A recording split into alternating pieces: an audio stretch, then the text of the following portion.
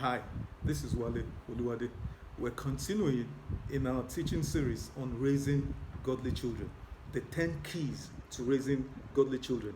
In the previous 3 parts, I'd examined the first key to the 8th key. Now, today, I would examine the 9th and the 10th key. And then the next part, I will do 2 other teachings and then conclude on this. But we're looking at the 9th key. What is the 9th key? The 9th key to raising godly children. Remember, we didn't say raising rich children or raising American or European children. We're not talking about raising, society children or pampered children. We're talking about raising. How do you raise godly children? How you can raise godly children.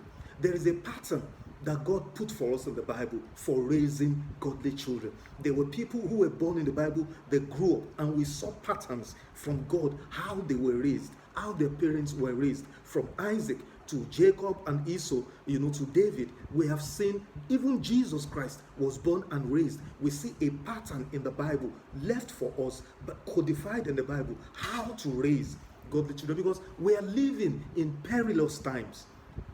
We're living in most dangerous times ever in the history of humanity, where children from 2 years can tell their parents, I don't want to be a boy, I feel I should be a girl. And the parents actually oblige the child to have a sex change. Madness. Satanic. Just sheer madness. We're living in an age where, 6-year-olds, 10-year-olds, go to school with their parents' assault rifles and mow down their classmates. In the streets of London, knife crimes in some of those, neighborhoods, especially with low-income neighborhoods and all of that, is so rife, it's unbelievable. These are the dangerous times. With smartphone, with technology, children have access to so many distractions, so many evil distractions, that if you are not a spiritually attuned parent, and if you're not grounded in the Word of God, you will lose these children to the devil. So how do we raise godly children? So the 9th key is spending time with your children. Remember, if you don't have time for your children because you're busy, you're a global citizen, you're a career person, you stay at work till 10 midnight, or you're a business executive, you're traveling all over the place, fine. In fact, you could be an ordained minister, a great man of God, traveling all over the place. And I'm talking to a practical experience. I have seen all these kind of examples. When God laid this upon my heart, I know why He laid it upon my heart. If you don't have time for your children, the devil has more than enough time for your children. Because when the chips are down, then you would have time. Because eventually, when your teenage girls, your daughters, when they come back home with unwanted pregnancies, you will have time.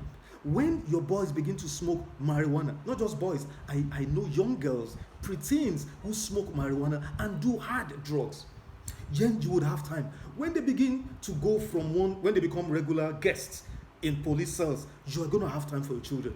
When they are being sent out from one school to the other, because of different deviant behaviors, you surely are going to have time there.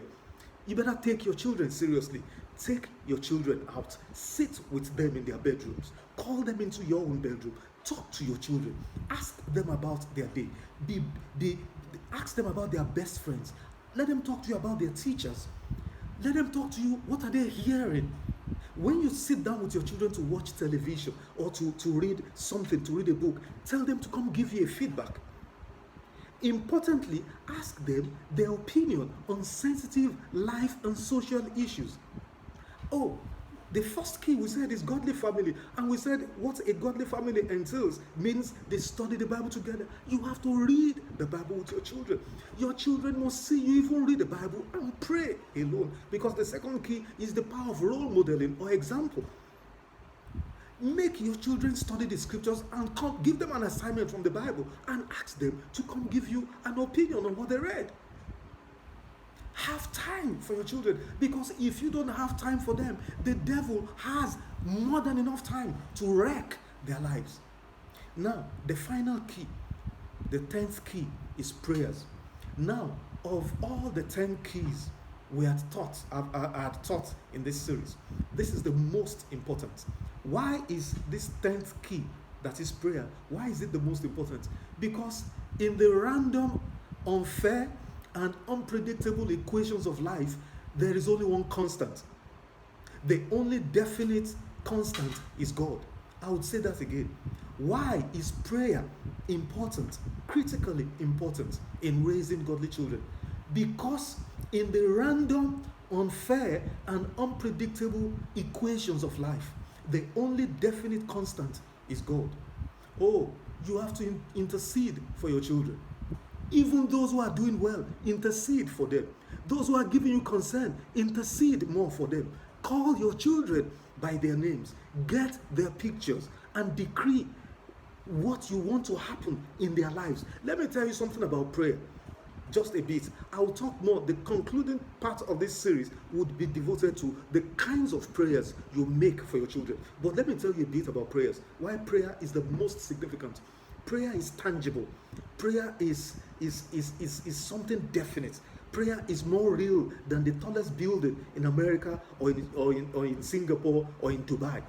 The Burj Khalifa in Dubai is perhaps the tallest building, or the other building in Malaysia. But I'm telling you, prayer is more powerful, more tall, more strong, more durable than any other hard substance. Still is the hardest, the strongest element on earth, metal. But I'm telling you, prayer is stronger than steel.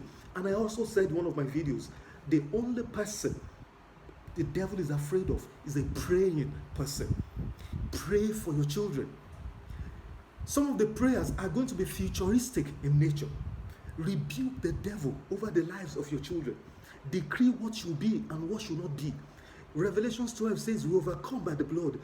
Command the devil to remove his dirty hands from the lives of your children. 1 Peter 5:8, resist the devil and he shall flee from you. Tell the devil to get his dirty hands off the lives of your children. Ask God to arrest your children himself and make them threshing instruments in his hands to destroy the kingdom of the devil. Prayer is powerful. The most critical key is interceding for your children. Do not wait until your children are involved in a negative lifestyle before you begin to pray.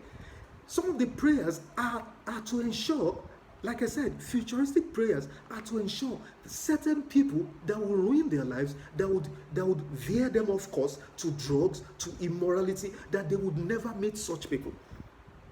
The man that would abuse your daughter, the man that will take undue advantage of your daughter and wreck her lives, the man that will marry your daughter and die after 5 years, you should pray now, begin to pray now. Your daughter and such a man would never meet. I have a testimony to share with you about my dad and my oldest sister. You will be shocked. I know what I'm telling you. Pray for your children. Take charge over the destiny of your children, because life is unfair and life is a mystery. We have seen people went to Cambridge and Harvard and turned out to be wrecks. And we've seen, a girl who's just, a public prostitute and then end up marrying and having a good life. Life is unfair. That's why I said, in the random, unfair, and unpredictable equation of life, only God is a definite constant. Hand over your children to the hands of God. Whatever you keep to God's hands is safe. Every other thing is on shaky ground. But whatever you keep into the hands of God is safe and secure. I will continue this in the next part. But before I shut down, let me remind you, subscribe to this YouTube channel, share these videos with your friends. Click on that bell button so you get notifications whenever new videos are released. And like I always say, send me your feedback. I'd love to get your responses. What's your take on what you've heard today? Now remember, be safe. So stay safe and stay blessed.